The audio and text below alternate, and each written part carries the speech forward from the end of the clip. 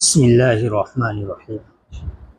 अल्हम्दुलिल्लाहि रब्बिल आलमीन वस्सलातु वस्सलामु अला अशरफिल अंबिया'i वल मुरसलीन मुहम्मद इब्न अब्दिल्लाहिल अमीन व अला आलिहि व अस्हाबिहि अत्तय्यिबीन अत्ताहिरीन, अम्मा बाद।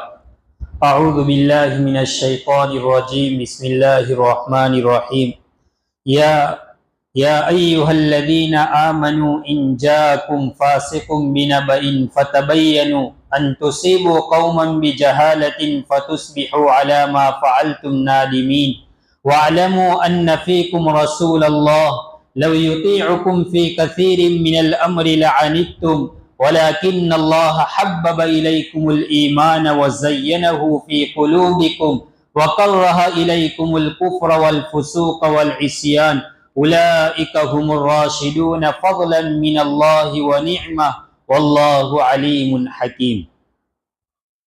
भाइयों, हमारे सामने 26 पारे की सूरतुल हुजरात का दर्स हो रहा है और आपको ये भी इल्म है कि इस सूरत के अंदर में 18 आयतें हैं।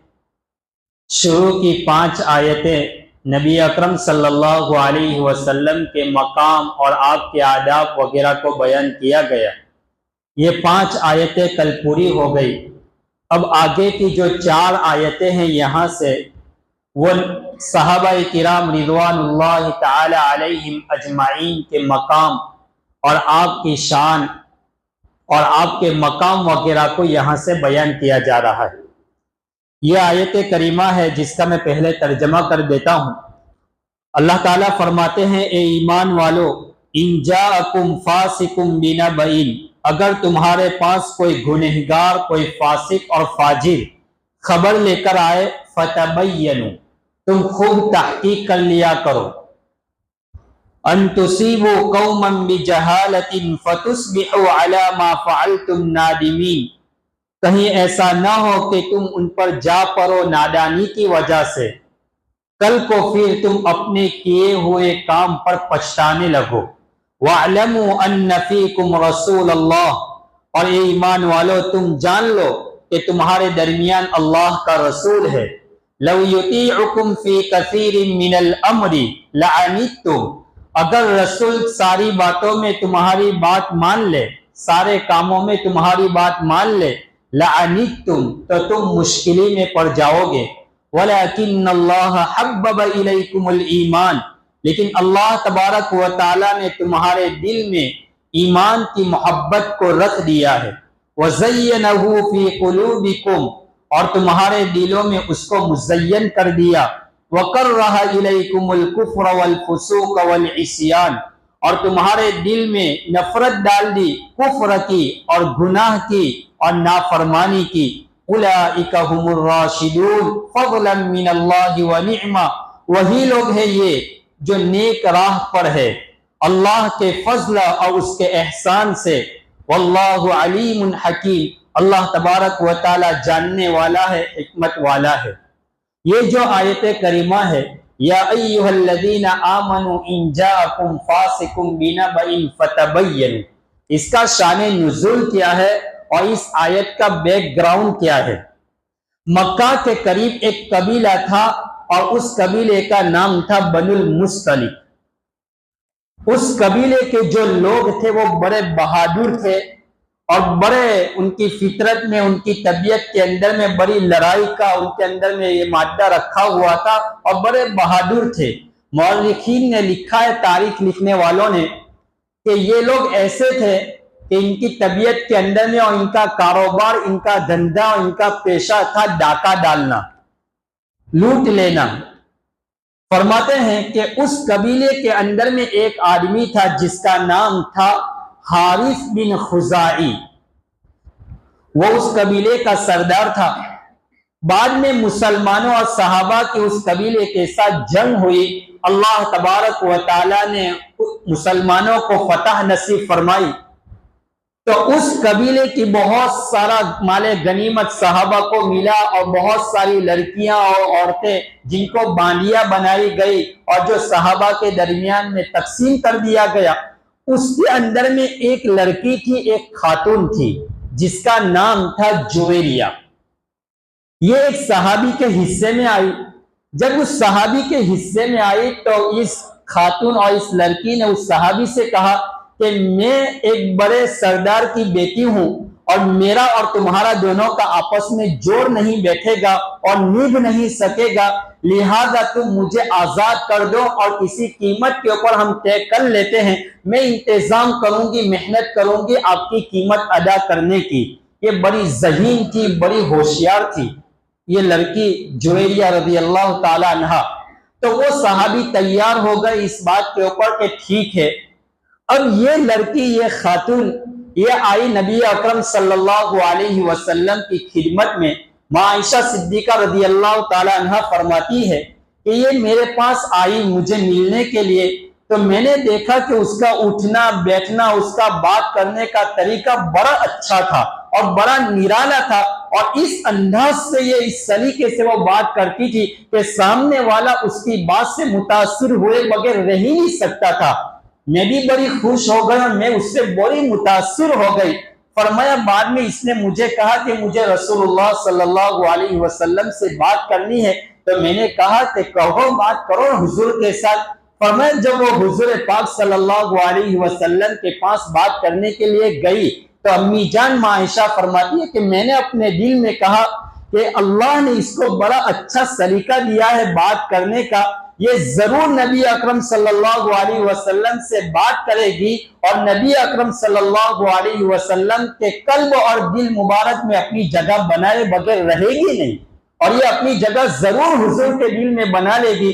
जब जुवैरिया रज़ी अल्लाह ताला अन्हा हुजूर पाक सल्लल्लाहु अलैहि वसल्लम की खिदमत में गई और हुजूर पाक सल्लल्लाहु अलैहि वसल्लम से फरमाया, अल्लाह के रसूल, मैं कबीला बनी मुस्तलिक के सरदार हारिस बिन खुजाई की बेटी हूं और मैं इस तरह फुला सहाबी के मातहत में थी, लेकिन मैंने उनसे मशवरा कर लिया, उनसे मैंने ये अहद कर लिया कि मैं तुम्हें पैसा अदा कर दूंगी, मुझे उससे छुटकारा मिल गया। अगर मैं लोगों में ये आवाज देती कि मैं फुला कबीले के सरदार की बेटी हूं तो मुझे चंदा दो, तो सारे लोग मुझे चंदा देते और मैं ये पैसे अदा कर सकती थी। लेकिन चूंकि मैं अमीर की बेटी हूं और ये मेरी इज्जत के खिलाफ है, मेरी इज्जत के खिलाफ है, लिहाजा मैं आपके पास आई हूं मशवरा करने के लिए। आप मुझे क्या मशवरा दे सकते हैं? नबी अकरम सल्लल्लाहु अलैहि वसल्लम की खिदमत अक़दस में वो हाजिर हुई। मैंने कहा कि बड़ी ज़हीन की, बड़ी होशियार थी। इसने अपनी बात भी रख दी और इशारतन ये भी कह दिया, अपनी बात भी रख दी और इशारतन हुजूर पाक सल्लल्लाहु अलैहि वसल्लम के सामने सारा मामला भी सुना दिया। अल्लाह के रसूल सल्लल्लाहु अलैहि वसल्लम के सामने जब उन्होंने अपनी बात रखी तो नबी अकरम सल्लल्लाहु अलैहि वसल्लम ने फरमाया, क्या तुम मुसलमान हो चुकी हो? तुम कलमा पढ़ चुकी हो? उन्होंने कहा, हाँ या रसूल अल्लाह, मैं कलमा पढ़ चुकी हूँ। तब रसूलुल्लाह सल्लल्लाहु अलैहि वसल्लम ने फरमाया, मैं आपके बारे में ऐसा फैसला करता हूं, मैं आपके बारे में ऐसा फैसला करता हूं कि जिससे आप खुश हो जाएंगे। बाद में अल्लाह के रसूल ने फरमाया कि मैं तुम्हारी वो सारी रकम भी अदा करता हूं जो तुमने उनके साथ मुआहदा किया है, वो भी अदा करूंगा और तुम्हें मैं अपनी ज़ौजियत में, अपनी निकाह में मैं तुम्हें ले आता हूं। बड़ी खुश हो गई और फरमाया, या रसूल अल्लाह, मैं तो कितनी खुश नसीब हूं कि एक सरदार की बेटी और एक सरदार के निकाह में, मोहम्मद रसूलुल्लाह सल्लल्लाहु अलैहि वसल्लम के निकाह में मुझे आने का शर्फ मिला। इससे बड़ी मेरे लिए क्या खुशखबरी हो सकती है। जब ये सब कुछ हो गया तो उस कबीले के लोग सहाबा के मातहत गुलाम बने हुए थे और बहुत सारी औरतें बालियां बनाई गई थी। सहाबा को जब ये इल्म हुआ कि नबी अकरम सल्लल्लाहु अलैहि वसल्लम का कबीला मुस्तलिक के लोगों के साथ रिश्तेदारी हो चुकी है, अब उनके आदमियों को गुलाम बनाना और उनकी औरतों को बालियां बनाना यह हमारे लिए जेब नहीं देता है। लिहाजा सहाबा ने उन आदमियों को आजाद कर दिया और वो जो लड़कियां कैद करके लाई गई थी, बालियां बनाई गई थी, उन्हें भी आजाद कर दिया गया। अब ये सारे लोग बड़े खुश हो गए और इनको बड़ा फील होने लगा कि एक हमारे कबीले की एक लड़की के साथ अल्लाह के रसूल का निकाह हुआ और उसकी बरकत से अल्लाह के रसूल सल्लल्लाहु अलैहि वसल्लम के सहाबा ने सारे लोगों को आजाद कर दिया और वो खुशी खुशी अपने कबीले में गए। फरमाया, तुम कलमा पढ़ लो मोहम्मद के हाथ पर। सारे लोग मुसलमान हो गए। यहां तक तो आपको बात समझ में आ गई। इस लड़की के वालिद जुवैरिया रजी अल्लाह ताला अन्हु के वालिद हारिस बिन खुजाई रजी अल्लाह ताला अन्हु नबी अकरम सल्लल्लाहु अलैहि वसल्लम की खिदमत अक़दस में आए और आप सल्लल्लाहु अलैहि वसल्लम के हाथ पर इस्लाम कबूल कर लिया और अहकाम इस्लाम और अरकान दीन को इन्होंने पाबंदी से उसके ऊपर अमल करने का अहद कर लिया और ये कहा, ये अल्लाह के रसूल सल्लल्लाहु अलैहि वसल्लम, अब मैं अपने कबीले में वापस जाता हूँ और वहां जो लोग मुसलमान नहीं हुए मैं उनको इस्लाम लाने की और मुसलमान होने की तरगीब देता हूँ और जब वो मुसलमान हो जाएंगे तो मैं उन्हें अहकाम इस्लाम सिखाऊंगा और उन्हें मैं ज़कात का हुक्म दूंगा। अब जब वो ज़कात देंगे तो वो सारा माल और वो सारी रकम मैं अपने पास जमा करूंगा और फुला महीने की फुला तारीख को आप अपने किसी सहाबी और किसी कासिद को आप मेरे पास भेजना ताकि वो जमा की हुई रकम वो लेकर आपके पास आए और आप अपने जो गरीब सहाबा है उनके ऊपर आप खर्च कर सके। अल्लाह के रसूल सल्लल्लाहु अलैहि वसल्लम ने इसको मंजूर कर लिया। अब ये सहाबी हारिस बिन खुजाई रजी अल्लाह ताला अन्हु अपने कबीले में चले गए, वहां मेहनत की और सब लोगों ने इस्लाम कबूल कर लिया। फिर सब लोगों ने ज़कात भी दी और सारा माल जमा हो गया। फिर महीने की वो तारीख आ गई जिसमें नबी अकरम सल्लल्लाहु अलैहि वसल्लम के साथ बात हुई थी कि आप अपने कासिद को भेजना, लेकिन कोई सहाबी वक्त मुकर्ररा के ऊपर वहां नहीं पहुंच सका। तो ये हारिस बिन खुजाई रजी अल्लाह ताला अन्हु को ये तशवीश हुई कि ये हो नहीं सकता कि अल्लाह के रसूल जब किसी चीज का वादा करे और उसके खिलाफ करे, यकीनन अल्लाह के रसूल सल्लल्लाहु अलैहि वसल्लम हमसे नाराज हो चुके होंगे। लिहाजा इन्होंने अपने कबीले के जो बड़े बड़े सरदार थे सबको जमा किया कि ये हमें क्या करना चाहिए। किसी ने इस तरह की भी राय दी कि अल्लाह उसके रसूल जब नाराज होते हैं तो ये हमारे लिए हलाकत है, लिहाजा हम सबको मिलकर हुजूर पाक सल्लल्लाहु अलैहि वसल्लम की मजलिस में हमें जाना चाहिए और आपसे माफी मांगनी चाहिए कि या रसूल अल्लाह हमसे क्या खताएं हुई। बात ये इधर से नबी अकरम सल्लल्लाहु अलैहि वसल्लम ने वक्त मुकर्ररा के ऊपर वलीद बिन उक़बा रज़ी अल्लाह ताला अन्हु को भेज दिया था, लेकिन हुआ क्या कि बीच में से वलीद बिन उक़बा रज़ी अल्लाह ताला अन्हु वापस आ गए और नबी अकरम सल्लल्लाहु अलैहि वसल्लम से ये कहा कि अल्लाह के रसूल सल्लल्लाहु अलैहि वसल्लम उस कबीले वालों ने ज़कात देने से इनकार कर दिया और मेरे कत्ल की प्लानिंग की। हालांकि ये वलीद बिन उक़बा रज़ी अल्लाह ताला अन्हु वहां गए नहीं। ये क्यों नहीं गए? जब ये सहाबी वहां गए तो उस कबीले वालों को इल्म हुआ कि अल्लाह के रसूल का कासिद आया, तो उनके इस्तेकबाल के लिए बाहर खड़े हो गए। तो इस सहाबी को डर हुआ कि ये लोग मेरे कत्ल की प्लानिंग करने के लिए बाहर आए हुए हैं और इस वलीद बिन उक़बा रज़ी अल्लाह ताला अन्हु की पुराने जमाने में उस कबीले वालों के साथ दुश्मनी थी। तो ये ख्याल किया और गुमान किया कि यकीनन ये लोग मुझे मारने के लिए बाहर आए, लिहाजा ये बीच में ही से रसूलुल्लाह सल्लल्लाहु अलैहि वसल्लम के पास आ गए और अल्लाह के रसूल से ये कहने लगे कि या रसूल अल्लाह, इन्होंने तो ज़कात देने से इनकार कर दिया और मेरे कत्ल की प्लानिंग की। रसूलुल्लाह सल्लल्लाहु अलैहि वसल्लम नाराज हो गए और बहुत खफा हुए और फिर आप सल्लल्लाहु अलैहि वसल्लम ने हजरत खालिद बिन वलीद रज़ी अल्लाह ताला अन्हु को एक जमात के साथ भेजा अमीर बनाकर। और अल्लाह के रसूल सल्लल्लाहु अलैहि वसल्लम का हमेशा का ये मामूल था, जब आप किसी बस्ती में किसी इलाके में जाते तो डायरेक्ट किसी के ऊपर हमला नहीं करते थे, वहां रात रुकते थे और रात रुकने के बाद वहां जांचते थे, देखते थे कि यहाँ अजान की आवाज आ रही या नहीं आ रही, यहाँ के लोग मुसलमान है या नहीं है, ये सारी तहकीक करते। बाद में फिर वहां लड़ाई होती। नबी अकरम सल्लल्लाहु अलैहि वसल्लम ने हजरत खालिद बिन वलीद से यही फरमाया कि वहां जाओ और देखो अजान की आवाज आ रही है, वो लोग मुसलमान है, क्या कर रहे हैं। खालिद बिन वलीद रज़ी अल्लाह ताला अन्हु वहां जब गए, अब ये रास्ते में पहुंचे थे, उधर से वो हारिस बिन खुजाई रज़ी अल्लाह ताला अन्हु अपनी पूरी जमात के साथ वो भी मदीना आ रहे थे और ये लोग मदीना से वहां जा रहे थे। रास्ते में दोनों की मुलाकात हो गई और पूछा कि तुम कहां जा रहे हो? फरमाया हमें तो तुम्हारे पास ही भेजा गया हमला करने के लिए। फरमाया क्या हुआ?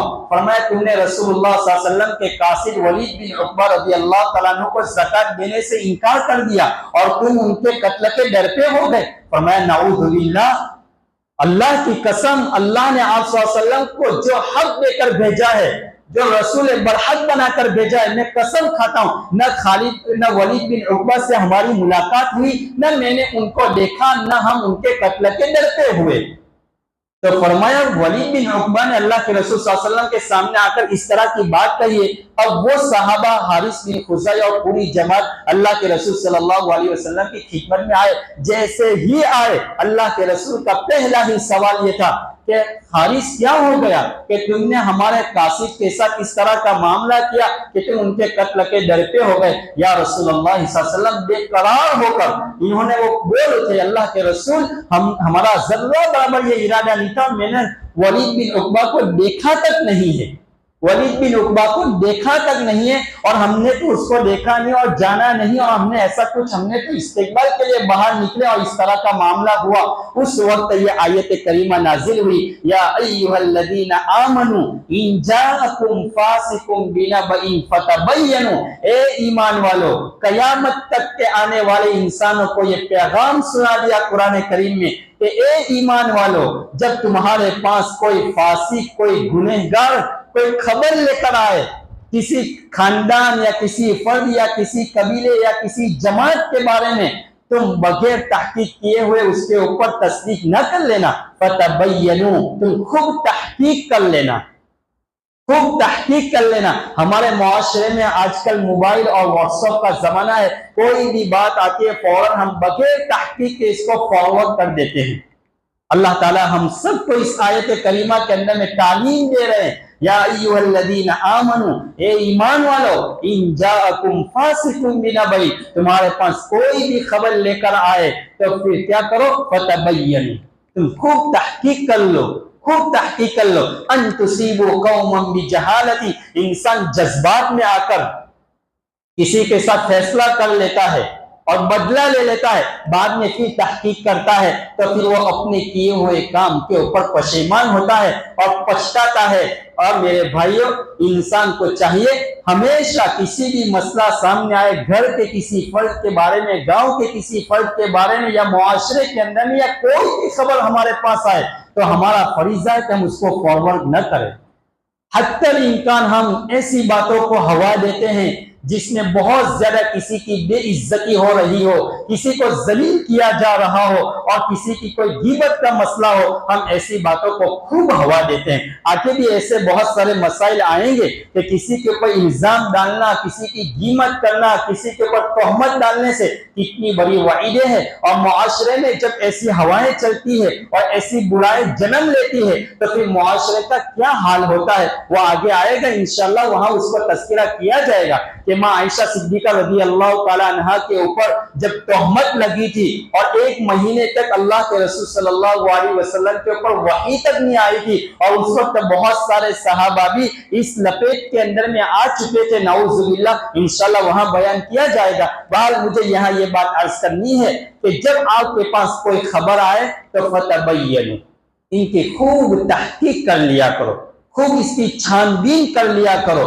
फरमाया अन तुसीबू कौमन बिजहालती फतुस्बिहू अला मा फअलतुम नादिमीन, कहीं ऐसा न हो कि तुम फिर अपने किए हुए के ऊपर क्या हो जाओ, पशेमान न हो, पछताते रहो। वअलमू अन्न फीकुम रसूलल्लाह, और तुम जान लो कि तुम्हारे दरमियान अल्लाह का रसूल है, तुम जान लो कि तुम्हारे दरमियान अल्लाह का रसूल है, अल्लाह के रसूल है।